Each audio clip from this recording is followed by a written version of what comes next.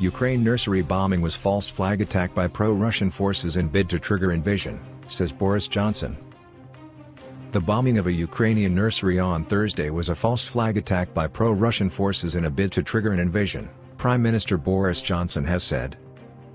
The PM said the kindergarten attack was a false flag operation designed to discredit the Ukrainians, and feared these types of strikes would escalate over the next few days.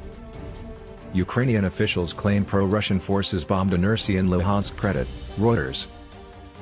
2 teachers were reportedly injured in the blast. Reuters. Reports of shelling flooded across Luhansk. Speaking about the latest developments during a visit to an RAF base in Lincolnshire, the Prime Minister said the situation in Ukraine was continuing to look very grim. Today, as I'm sure you've already picked up, a kindergarten was shelled in what we are taking to be, well, we know, was a false flag operation designed to discredit the Ukrainians, designed to create a pretext, a spurious provocation for Russian action, he said. We fear very much that that is the kind of thing we will see more of over the next few days. The Prime Minister said he was working to do everything to strengthen the package of sanctions against Russia should it invade Ukraine, and promised to do everything to strengthen the package of sanctions penalties for Russian companies raising money in the UK. Mr. Johnson also made a personal plea to the warmongering Russian President Vladimir Putin. There is still time to avoid a catastrophe for Russia, a catastrophe for Ukraine and for the world, he said, warning of a there is still time to avoid a catastrophe for Russia, a catastrophe for Ukraine and for the world, conflict for both sides if Russia invaded. Russian troops are now as close as 5 miles from the Ukraine border in some areas, and half of all battalions are 30 miles or less from the frontier. UK officials are now more worried now than before, with the latest false flags potentially being the pretext to an invasion and the standoff now entering a dangerous phase, sources said. It comes as Ukrainian military sources said that Russian separatists fired at least 32 plus 122mm mortars into their territory, including the ones which hit the kindergarten and school. The barrage was at its most intense between 8 a.m. and 9 a.m. but was continuing sporadically. Ukraine said it had received incoming fire but had not fired back, but the separatists claimed Ukrainian fire had hit 8 houses inside their area. Alexander, a 35-year-old surgeon in Ukraine's Marine Corps, spoke to The Sun from a trench in Verkhnedorets on the Donbas front line. He said, "We have been under heavy shelling all morning from the pro-Russian forces in the east. We are not fighting back, all of our forces have been ordered not to return fire. All we can do is take cover. This is the most intense fire we have seen for months." Ukrainian Foreign Minister Dmytro Kuleba said later that Stanitsia Luhanska, where the nursery was hit, had been shelled with heavy weapons from the eastern conflict zone. Pictures circulated on social media showed what appeared to be a shell hole through the wall of a yellow-painted nursery classroom in strife-torn Luhansk, eastern Ukraine. The blast appeared to have scattered masonry around children's toys and footballs in the room close to a cot and a kiddie's climbing ladder. Tots escaped injury, but 2 teachers were reported to have suffered cuts and bruises in the blast.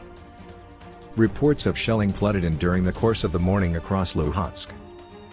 Western intelligence have warned that Russia planned to carry out a false flag operation to create a pretext to invade Ukraine.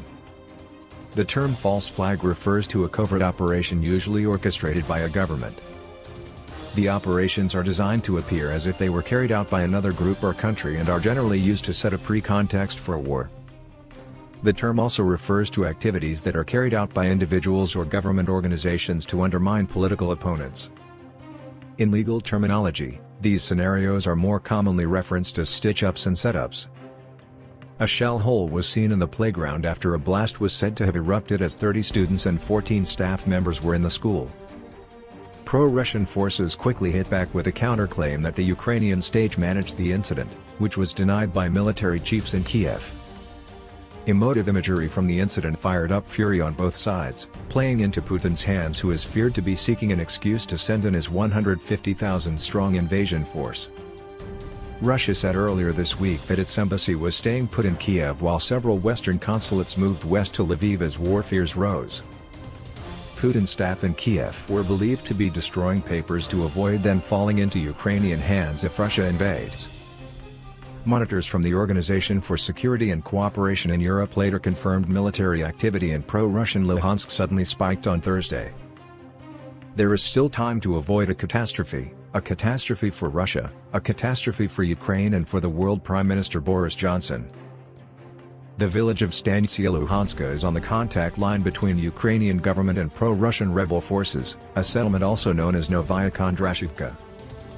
Moscow is preparing to release gruesome new material on 5 reported burial sites of victims killed in indiscriminate shelling by the Ukrainian armed forces in 2014. Tension leapt again on Thursday as thousands more Russian troops surged towards Ukraine, despite Kremlin claims they are withdrawing. Smoke was spotted coming from the Russian embassy in Kiev, Credit, east to west. General Sir Jim Hockenhull, the head of Defense Intelligence, said Russian troops were still advancing despite repeated claims that tank units were returning to their barracks. The Army spy chief, who has access to the latest signals, satellite and human intelligence, said, contrary to their claims, Russia continues to build. We have not seen evidence that Russia has withdrawn forces from Ukraine's borders, he added. All we can do is take cover.